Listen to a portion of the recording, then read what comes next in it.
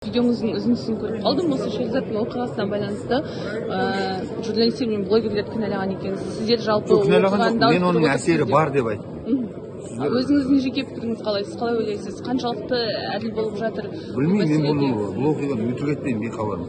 Әкесін, мысалы қазір әпкесін елден депортациялайын деп жатыр. Әкесін қамауға алып депортациялайын деп жатыр. Қайда депортациялайды? Бұл Қазақстанның азаматы емес дейді, әпкесі қателеспесем Өзбекстанға ма бір жаққа депортациялайды деген ақпарат шықты. Мен айдан білемін, бейхабармын одан. Қалай осындай резонансты оқиғадан хабарыңыз жоқ? Бүкіл әлеуметтік желі шулап жатыр. Әлеуметтік желіден неше түрлі киноның айналасында шу болады. Оның бәрін қарап отыруға мен міндетті емес шығар, біріншіден. Екіншіден, мен қайталап айтамын, егер барлық осы оқиғаның айналасында жүрген журналистер, блогерлер шынымен қазақ қоғамындағы әділеттілікті, шынымен қазақ қоғамындағы кемшіліктерді түзетуге ұмтылған тұлғалар болатын болса, онда әділетті қарасын барлық облыстардағы болған оқиғаларға байланысты. Егер ондай оқиға жоқ десе, маған келіңіздер, мен қолдарыңызға берейін. Қай жерде қандай оқиға болды? Қандай оқиға болып жатыр? Мысалы, мен айтайын, Семейде бір кісінің ұлын вақытында болған кезінде өлтіріп кетеді, соған іс қозғамағанда міне 1 жылдан асты. Бұға бір-ақ кейс қана, мысалы, сізге айтып отырған. Ауылдарда, аудандарда оқушы балаларды сабап кету бойынша өте көп ондай фактілер, кісі өлімі болып жатқан фактілер өте көп. Айналасында мархабат жүрсеңіздер егер, ал менің өзім егер бір осындай оқиғаның айналасында барлығы жиналып, оны мәжіліске дейін алып келіп, қандай да бір әңгіменің жанында от жағу керек болатын болса, күмәнмен қараймын оған.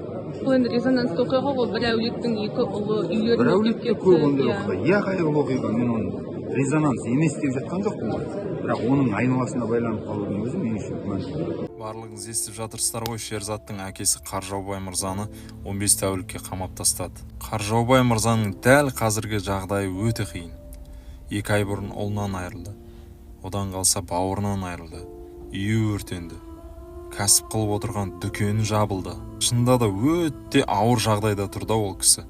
Әрине жолды жапқаны, қолына бір пышақ ұстағаны, оның бәрі әрине заңға қайшы, бірақ дегенмен де адамгершілікті алға қойып, түсіністікпен қарап, ең болмағанда бір штраф салып па, босатса болар еді ғой. Ол кісіні қайта сабырға шақырып, қандай да бір психологтың көмегіне жүгінген дұрыс деп ойлаймын. Сосын мынау комментарийде фейк аккаунттармен қалпақ, қарақалпақ деп жазып жатқан адамдар, біріншіден ол қарақалпақ емес, қазақ. Қарақалпақстаннан көшіп келген өзіміздің қандасымыз. Ал жалпы қарақалпақ болсын, орыс болсын, неміс болсын, ең бірінші ол адам ғой. Сіз бен біз сияқты кеудесінде жаны бар адам. Соншама адамдықтан кетіп қалдыңыздар ма? Осы шеттен келген қандас бауырларымызды бірін Қытай, бірін Өзбек, бірін қарақалпақ деуді қашан қоямыз? Бұл жерде жалпы ұлттың мәселесі емес қой, бұл жерде Қазақстанның азаматы зардап шегіп жатыр. Сол кісінің орнына өздеріңізді қойып көріңіздерші.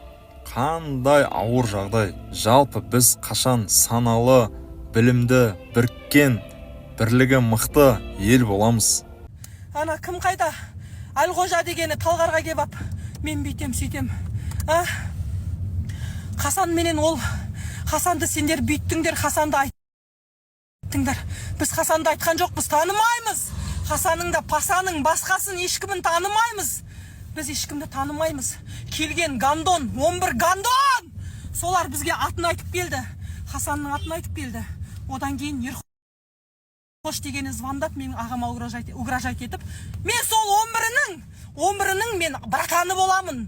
Танымасаң мен Ержанмын, танымасаң мен атым Клишкам Еркош деді. Болды, біздің естігеніміз осы. Бар білгеніміз осы. Мына жердегі сукалар, пидаразы! Араңдатылып шықтыңдарда да Қаржау, ойбай, Хасанды таниды екен, Хасан пәлен, Хасанды сөйтеді екен, бірден екен деп шықтыңдар. Араңдатылып, Бұл жерде тағы да айтам, біз білмейміз бұл кімнің ісі. Біз білмейміз. Бірақ, бір Алла біліп тұр. Енді, қайдасыңдар? Кешегі көттеріңнің қышы өтқанды ма? Қаржау сонда өйту керек дегендерің. Қайда ана докторың? Қаржау бәрен, Қаржау төлен дегенің. Ешакбас. Ешакбас! Сен қасында болдың ба? Менің 16 жасар бала бауырымды қандай жауыздықпен өлтіріп кеткен видеосын көзің соқыр болмаса ешак көрдің.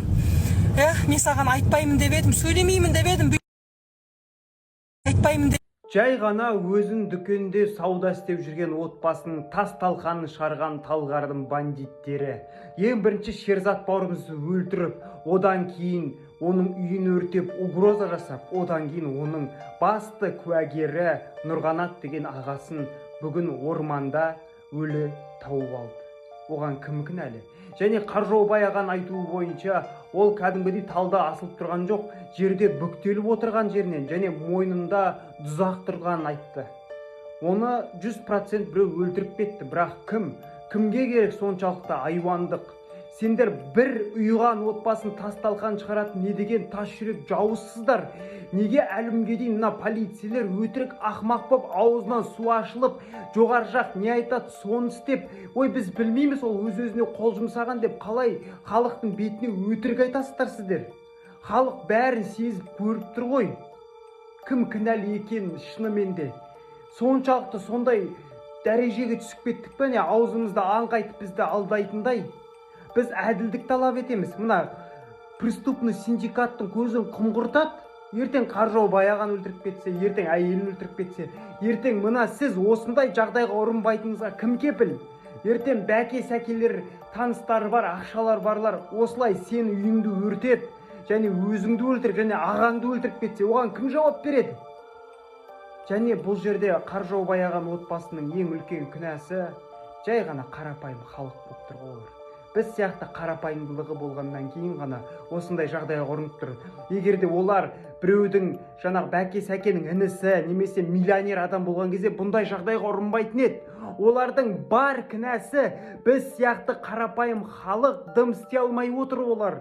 Дым айта алмай отыр, қорқады, оларды қорқытып тастаған. Әбден қорқытып үйін өртеп, баласын өлтіріп, тағы да міне саған аз десең, міне сенің Нұрғанатыңды өлтіреміз деп, Нұрғанатты да өлтіріп тастады. Не деген жауыздық? Не деген жауыздық?